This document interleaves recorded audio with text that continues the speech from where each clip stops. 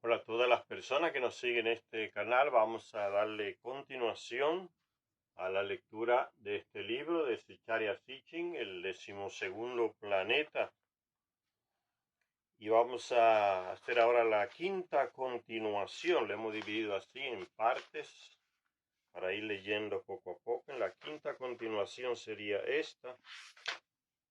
Vamos a seguir profundizando en el tema de las excavaciones que se hacían en el Medio Oriente, los inicios, lo que se iba descubriendo. Y continúa diciendo el libro, se dice que la guerra espolea, o sea, motiva, alienta, escribe Zecharia Sitchin. Se dice que la guerra motiva o alienta al hombre para que avance tanto en lo científico como en lo material.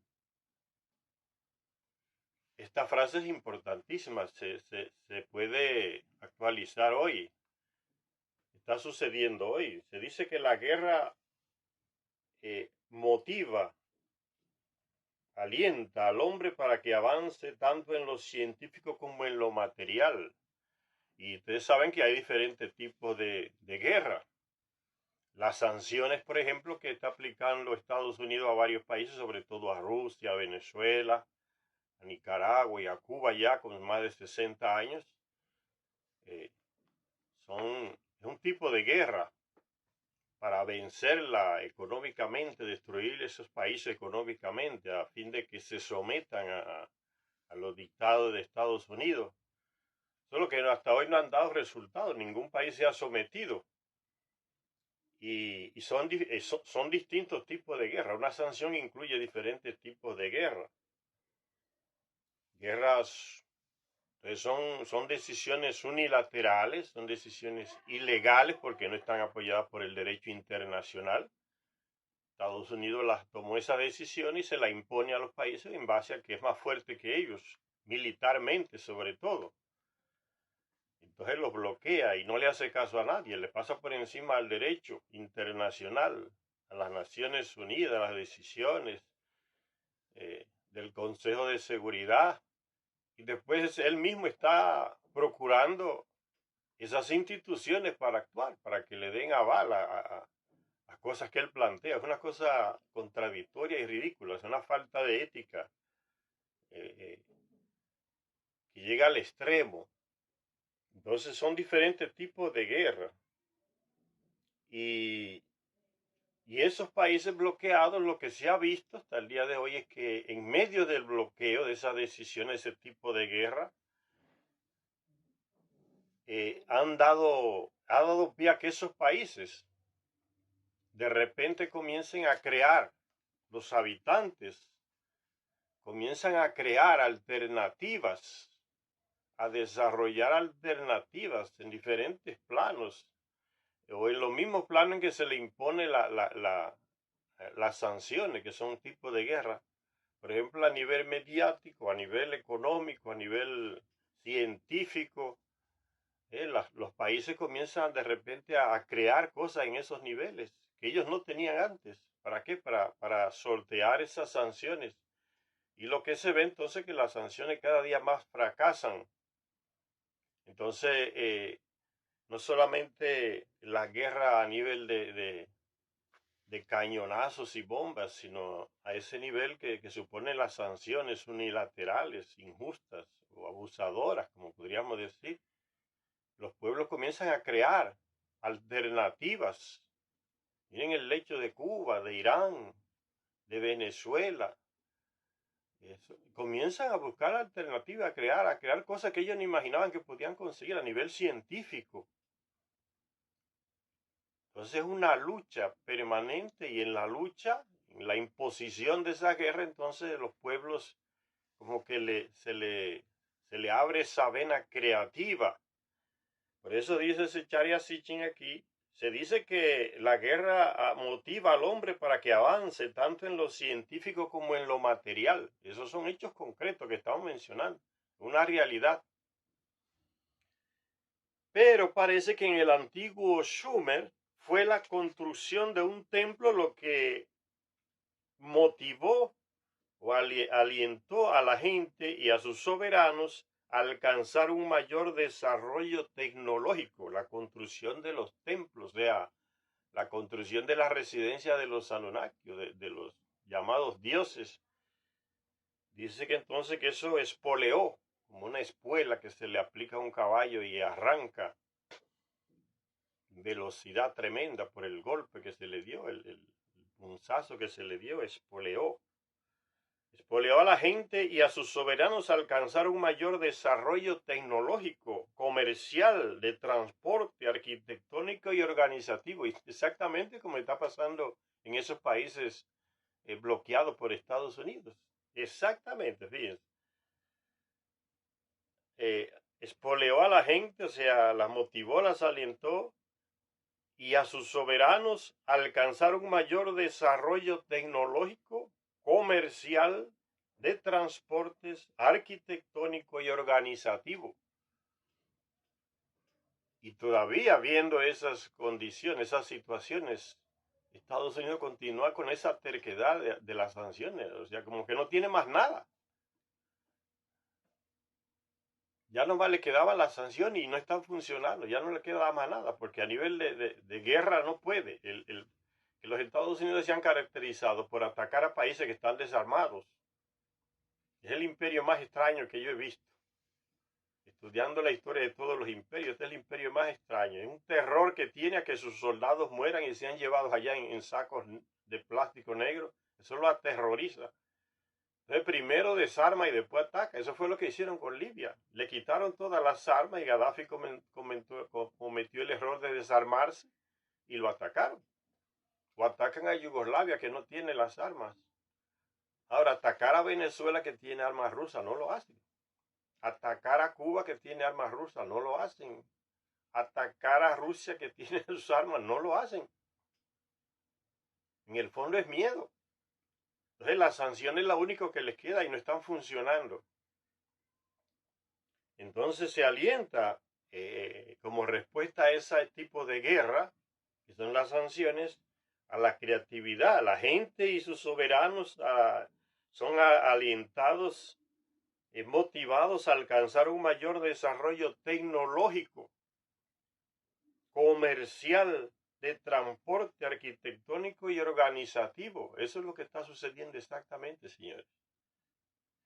La capacidad para llevar a cabo tan importante obra de construcción, de acuerdo con unos planos arquitectónicos preparados para organizar y alimentar a una ingente masa de trabajadores, para allanar a la tierra y elevar montículos, para hacer ladrillos y transportar piedras, para traer metales extraños y otros materiales desde tan lejos, para fundir metales y dar forma a utensilios y ornamentos, nos habla de una importante civilización ya en pleno esplendor en el tercer milenio antes de Cristo.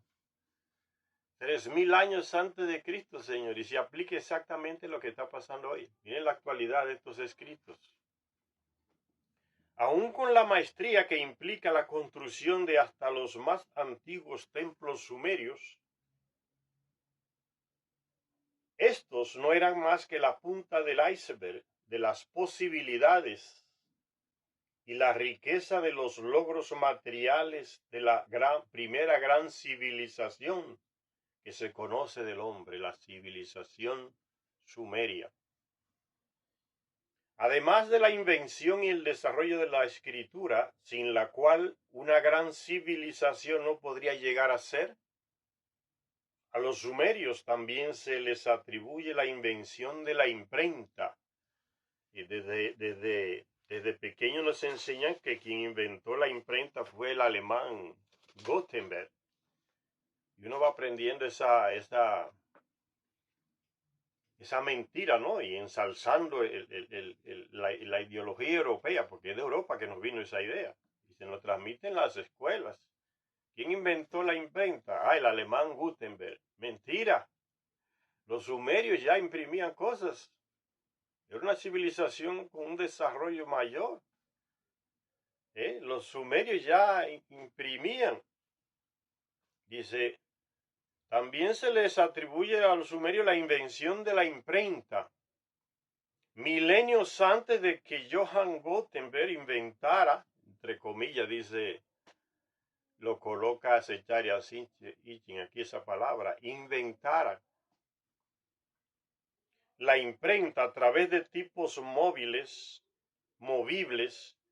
Los escribas sumerios utilizaban tipos prefabricados de los diferentes signos pictográficos que utilizaban del mismo modo que nosotros utilizamos ahora un sello gomígrafo. Un sello gomígrafo. ¿Saben lo que es un sello gomígrafo? Un sello que uno manda a hacer, puede ser con su nombre y lo estampa en un papel. O si no, este tipo aquí, un sello gomígrafo, como este aquí.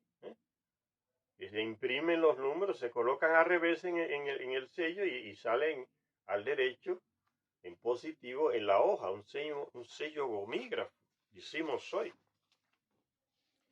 Dice, utilizaban del mismo modo que nosotros ahora utilizamos ese sello de goma, imprimiendo la secuencia deseada de signos en la arcilla húmeda.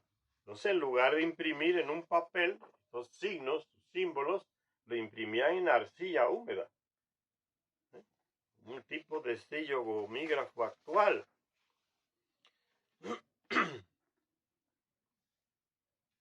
También inventaron los sumerios al precursor de nuestras imprentas rotativas, como esta aquí, ¿ven? Una imprenta rotativa. El precursor de eso lo inventaron los sumerios. ¿Con qué? Con los famosos cilindros. ¿Ven? Los famosos cilindros. Este es un cilindro, ¿ven? Se inscribían los símbolos, las pictografías aquí y se pasaban a una especie de papel liso y iban apareciendo, que se imprimían al revés aquí, aparecían al derecho aquí, como el positivo. El sello cilíndrico, eso lo hacían, lo inventaron los sumerios. El precursor de nuestras imprentas rotativas. Hay un tipo de sello sumerio, ¿ves? El cilindro y aparecía la imagen aquí en positivo, diríamos hoy, o al derecho. Entonces se imprime la imagen en el pequeño cilindro y se pasa en la página y aparece entonces el escrito aquí correctamente al derecho, el tío, ¿eh? El sello cilíndrico, ya eso lo inventaron los sumerios. También inventaron el precursor de nuestras imprensas rotativas, el sello cilíndrico, sigue diciendo el libro, hecho de una piedra sumamente dura. Era un pequeño cilindro en el cual se grababa el mensaje o el dibujo al revés. Cuando se hacía rodar el cilindro sobre la arcilla húmeda se creaba una impresión en positivo. ¿Está bien? Se graba al revés en el cilindro y se pasa en la especie de hoja y aparece la impresión en positivo, al derecho, como decimos muchos. Eso se hacía entonces sobre la arcilla. Por eso esos cilindros antiguos que todavía existen, después de miles y miles de años, todavía siguen siendo descubiertos. Esta tecnología, ¿quién se le enseñó a los sumerios? Los Anunnaki. El sello también le permitía a uno certificar la autenticidad de los documentos. Y en el sello, eso era garantía de que estaba ahí, es verdadero el documento. Siempre se podía hacer una nueva impresión para compararla con la del documento en cuestión. Eso lo inventaron lo crearon los sumerios y se lo enseñaron los Anunnaki. En el libro Perdido de Enki ya leíamos cómo aquel personaje misterioso que era Galsu llegó de Nibiru en una nave y le mostró a Enlil un documento y Enlil percibió que tenía el sello auténtico de Anu. esa tecnología viene de ellos, se le enseñaron a los terrestres a sellar las cosas y crear sellos para sellar documentos. Y que después uno ve que los reyes y otro tipo de gente sellaban la carta, y si llegaba violado el sello significa que alguien la abrió. Entonces la carta debía llegar sellada como salió.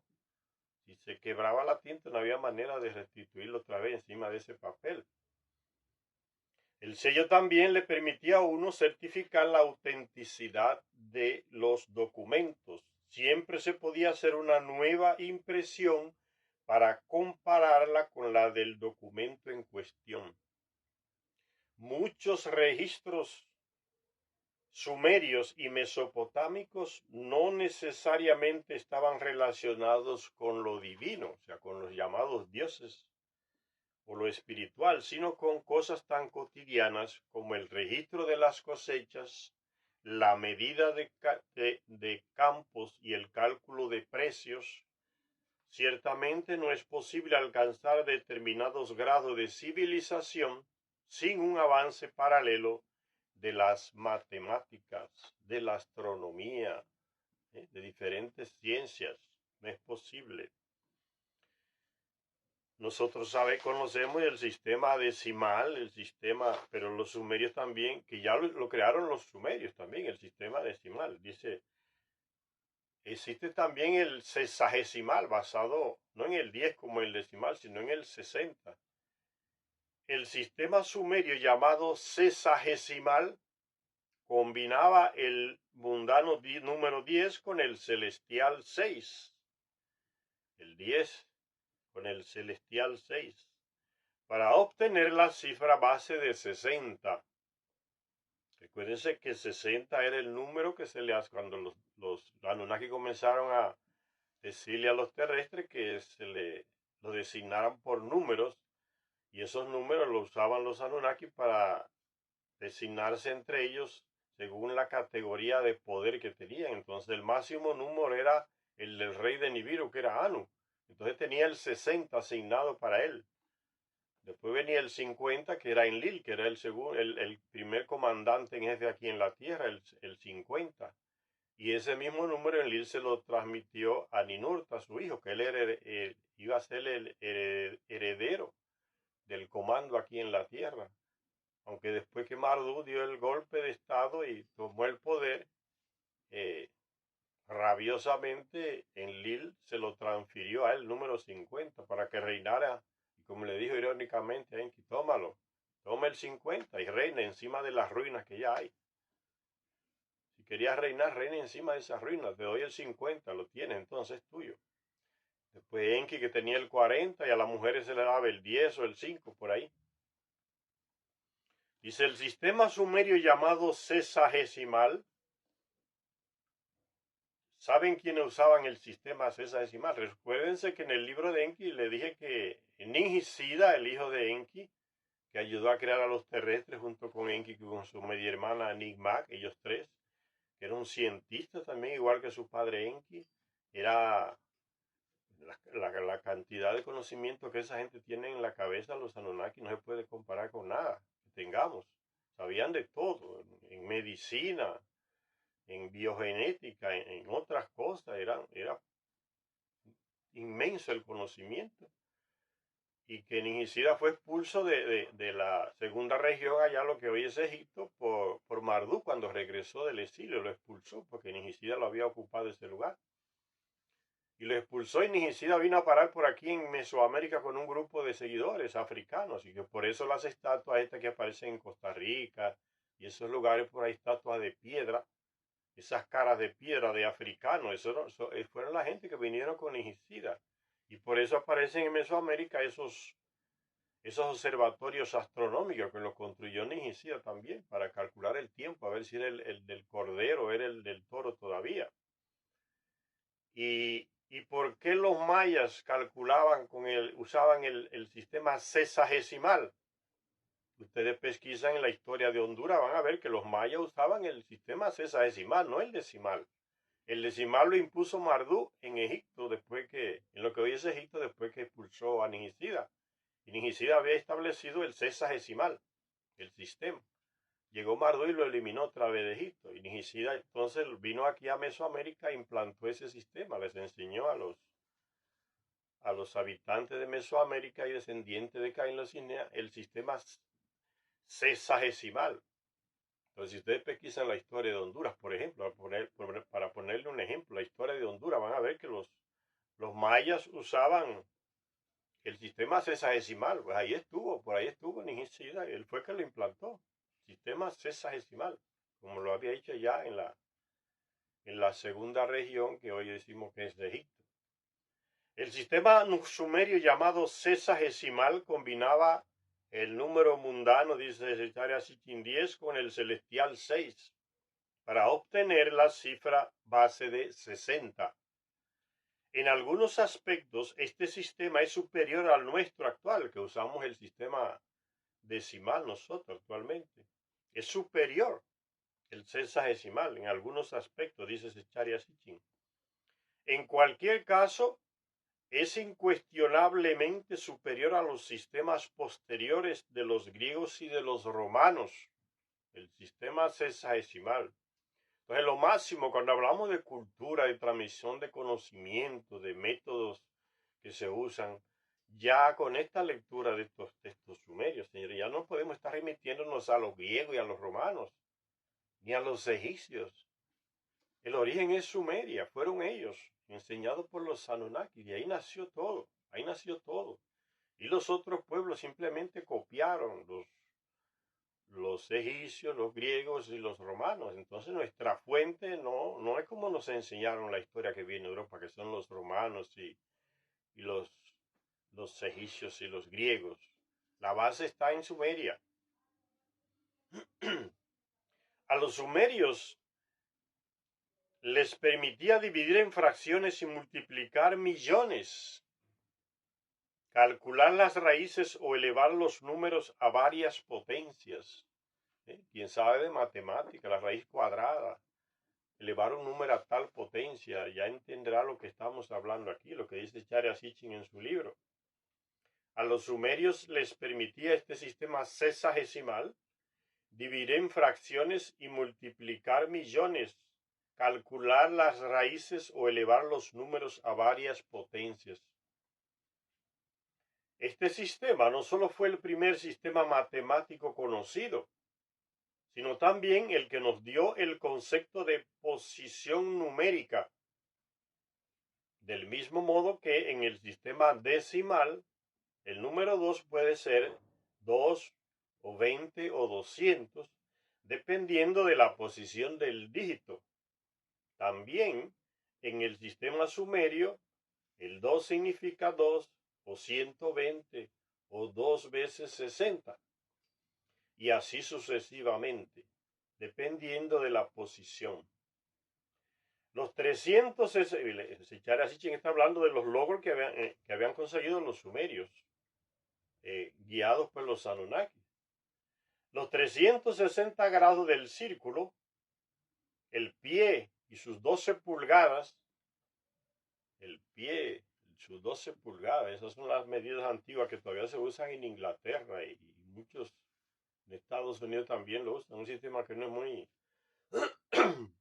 muy exacto, utilizando la parte del rey de Inglaterra para medir. Una pulgada es la partecita del dedo aquí del rey, o el pie del rey. Una vara es el brazo del rey. Una locura, porque el rey los reyes eran de diferentes tamaños, entonces sus 12 pulgadas y la docena como unidad no son más que unos cuantos ejemplos de los vestigios de las matemáticas sumerias que todavía podemos ver en nuestra vida cotidiana. Dame una docena de batatas ahí, de papa, una docena de cualquier alimento ahí, una docena de naranjas. Eso no viene de los sumerios. Esa manera de medir esa cantidad, una docena, para poner un ejemplo. Y lo usamos y no lo percibimos. ¿De dónde viene eso? Dice Sus logros paralelos en astronomía, sigue enumerando los logros de los sumerios, de Charasichin, sus logros paralelos en astronomía, en el establecimiento del calendario y en otras hazañas matemáticos celestiales de similar calibre, recibirán un estudio mucho más preciso en capítulos posteriores. Entonces, Charasichin nos dice que estos aspectos, estos logros de la civilización sumeria, como las matemáticas, la astronomía, el calendario, él va a tratar estos temas en capítulos posteriores. Dice, del mismo modo que todo nuestro sistema económico y social, libros, registros legales y económicos, contratos comerciales, certificados matrimoniales, certificado de divorcio, y ya eso viene desde allá, certificado de divorcio, de la gente se divorciaba y se dice, viene de allá. Entonces aparecieron, todo eso era legal, y aparecieron entonces las grandes religiones, sobre todo la católica, y diciéndonos que no, que después que usted se casa no se puede divorciar porque eso, ya lo que Dios hizo, el hombre no lo puede deshacer. Y nos meten esa estupidez en la cabeza, que fue Dios que hizo ese matrimonio entre ustedes dos y ya nadie lo puede deshacer, eso hasta que se mueran. Y como, sea que vaya bien o que vaya mal, usted cargue con su cruz. Entonces nos meten esas cosas en la cabeza y eso lo inventaron esas iglesias, señores. Lo que existe desde el principio de los sumerios, el matrimonio legal y el divorcio legal. Son decisiones que el ser humano puede tomar. Hasta un tiempo se sienten bien, pues siguen. Si no se sienten bien, se divorcian. Eso está dentro de la legalidad y dentro de las posibilidades del ser humano. Entonces sigue diciendo, del mismo modo que todo nuestro sistema económico y social, libros, registros legales y económicos, contratos comerciales, certificados matrimoniales, etcétera, dependen del papel, la vida sumeria mesopotámica dependía de la arcilla, no existía el papel, dependía de la arcilla, no solamente para hacer tablillas, dependía de la arcilla en varios aspectos. Por ejemplo, templos, tribunales y casas de comercio disponían de sus propios escribas con sus tablillas de arcilla húmeda dispuestas para anotar decisiones. Hoy tenemos los computadores, los notebooks, un celular para escribir, una máquina de escribir. La tecnología ha ido avanzando, o las cámaras para ir filmando las cosas. En ese tiempo dice que la arcilla era lo básico. Templos, tribunales, casas de comercio disponían de sus propios escribas con sus tablillas de arcilla húmeda dispuestas para anotar decisiones, acuerdos o cartas, o para calcular precios, salarios, el área de un campo o el número de ladrillos necesarios en una construcción. Todo eso dependía de la arcilla. Ya los egipcios todo depende del papiro, el centro del papiro. Después ya vamos avanzando y después aparece el papel.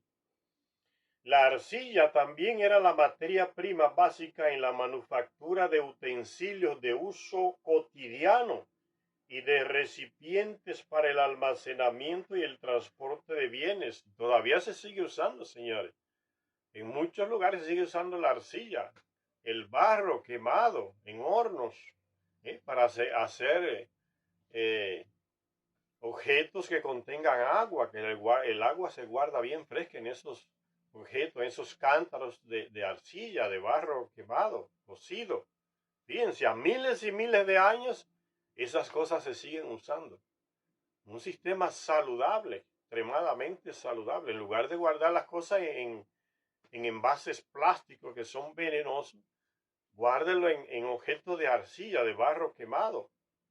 Se mantiene la frescura y la sanidad del agua, en lugar de usar plástico. O sea, son más avanzados entonces que nosotros en ese aspecto, que usamos el plástico, el aluminio. que es peor todavía y deja restos en el estómago. La arcilla se sigue usando hasta el día de hoy, señores. La arcilla también era la materia prima básica en la manufactura de utensilios de uso cotidiano y de recipientes para el almacenamiento y el transporte de bienes. Lo seguimos usando hoy, señores.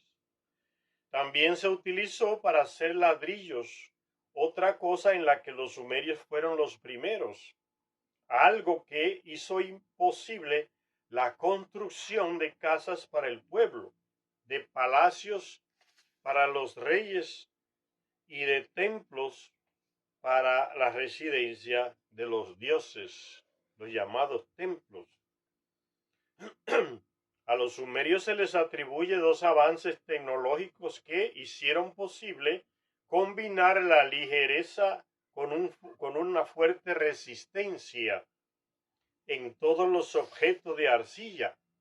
Ligereza con fuerte resistencia. Vamos a ver a qué se refiere. La armazón y la cocción, ahí está. Los arquitectos modernos han descubierto que se puede hacer hormigón armado, un material de construcción sumamente fuerte, echando cemento en moldes con un entramado interior de varillas de hierro, para fortalecer.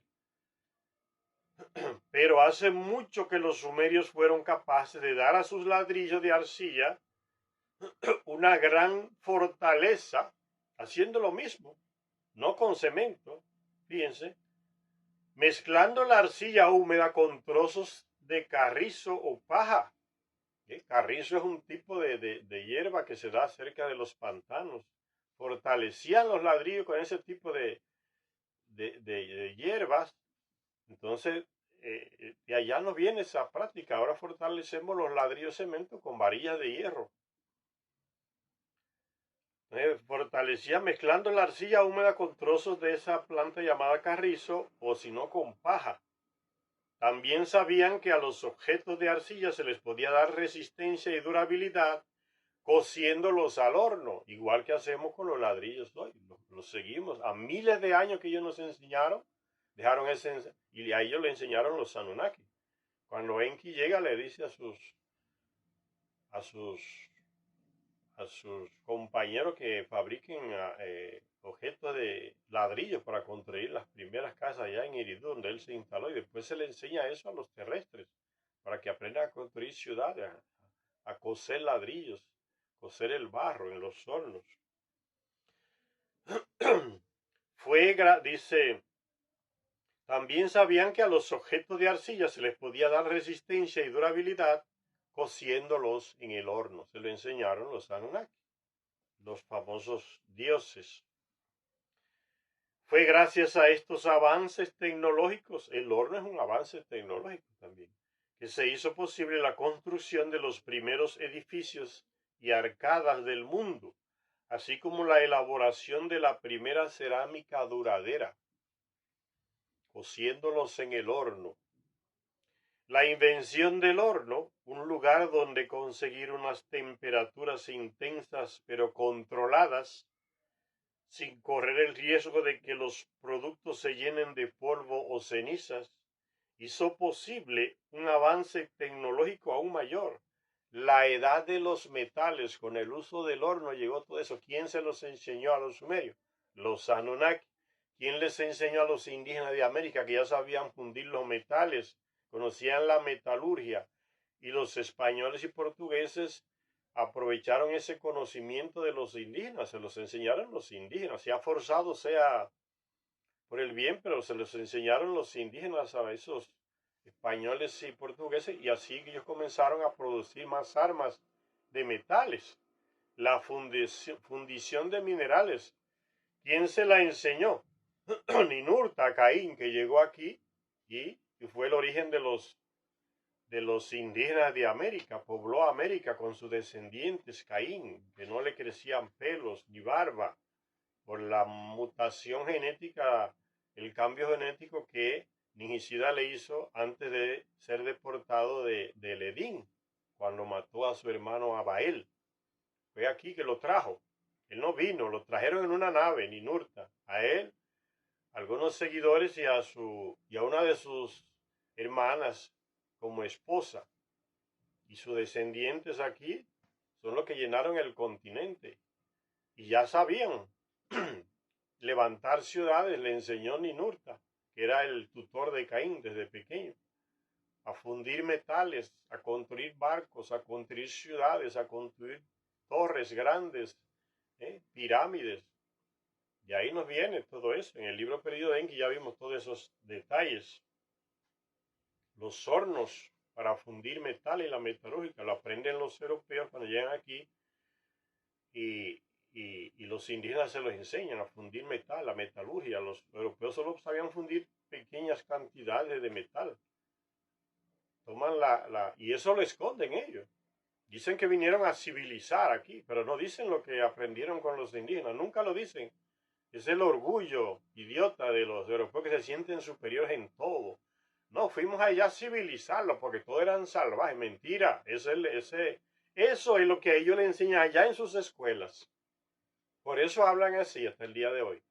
Porque la historia que le enseñan a los europeos en las escuelas con relación a las conquistas que ellos hicieron en otros lugares está toda manipulada. A lo que eran ladrones sin vergüenza lo ponen como héroes. Le levantan estatuas ahí en el pueblecito de Europa donde nacieron. No conquistadores, asesinos y ladrones.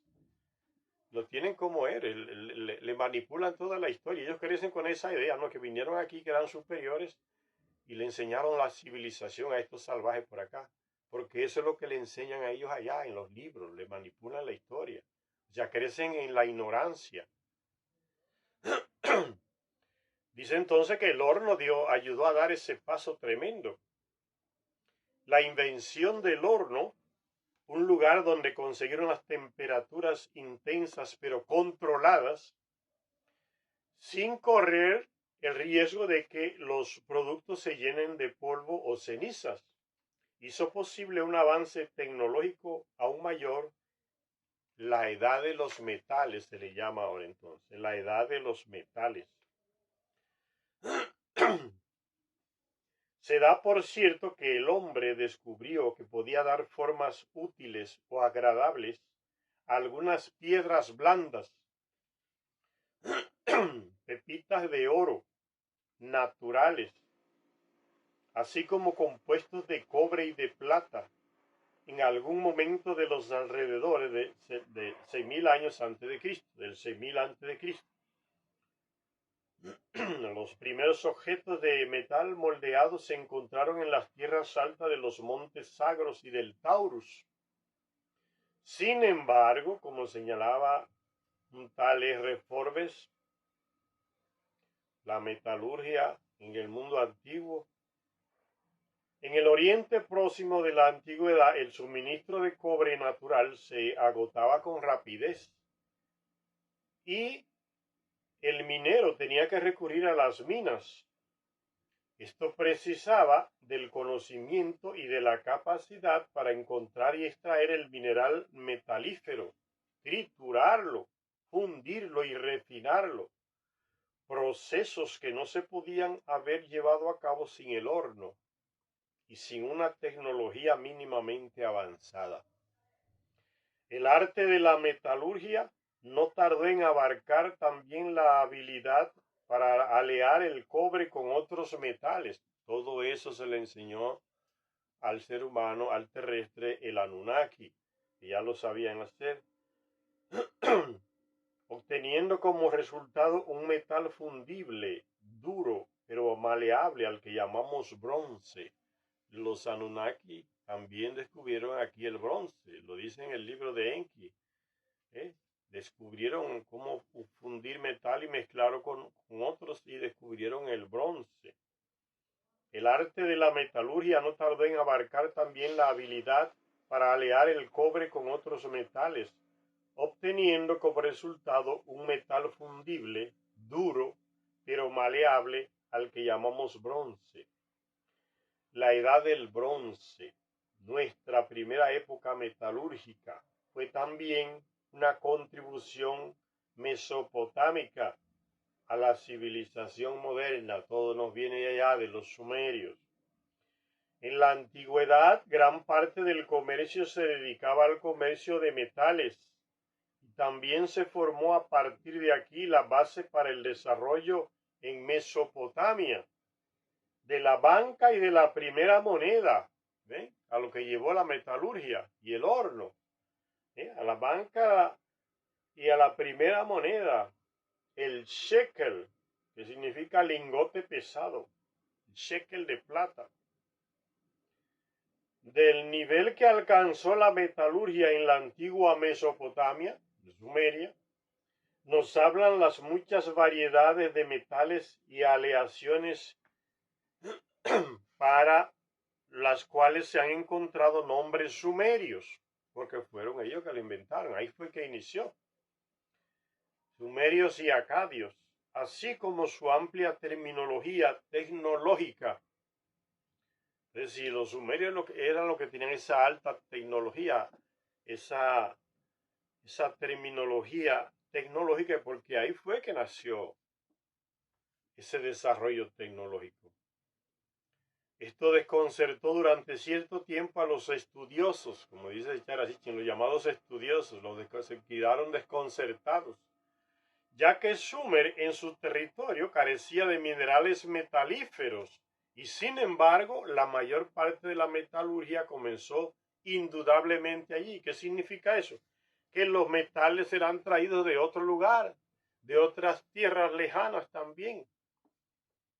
No era eso que hacían los Anunnaki, llevaban oro de África, de Lapsu y otros metales y los fundían allá en Bhakti Vira, la ciudad de la fundación antes del diluvio. Y ahí separaban los metales y decían que eran muchos metales, una variedad grande de metales. Los separaban del oro en Bhakti Vira y ahí los refinaban y lo enviaban a Nibiru. Y después llega aquí a América, Ninurta, y descubre, después del diluvio, descubre otro tipo de oro en las montañas por ahí de Bolivia, de Perú, cerca del lago Titicaca. Dice que descendían esas pepitas de oro cuando llovía. La lluvia las traían a los ríos, la encontraban. Y era un oro puro, que no necesitaba refinación, y lo enviaban a Nibiru. Esa fue la segunda fuente del oro, después que el diluvio inundó las minas en África, en el lapso. Continúa diciendo entonces que aunque en Sumeria no había esa cantidad de metales, indudablemente entonces lo traían de otros lugares. La respuesta se encuentra en la energía. No se puede fundir, refinar y alear sin un abundante suministro de combustibles para alimentar hornos y crisoles. En Mesopotamia no había minas, pero había combustible en abundancia, de modo que el mineral metalífero fue llevado hasta los combustibles, lo cual explicaría muchas de las más antiguas inscripciones en las que se describe el transporte del mineral desde muy lejos. ¿Están viendo? Vamos a hacer una leve parada, señores y señores, en esta quinta continuación del 12º libro del 12º planeta. Gracias por su atención.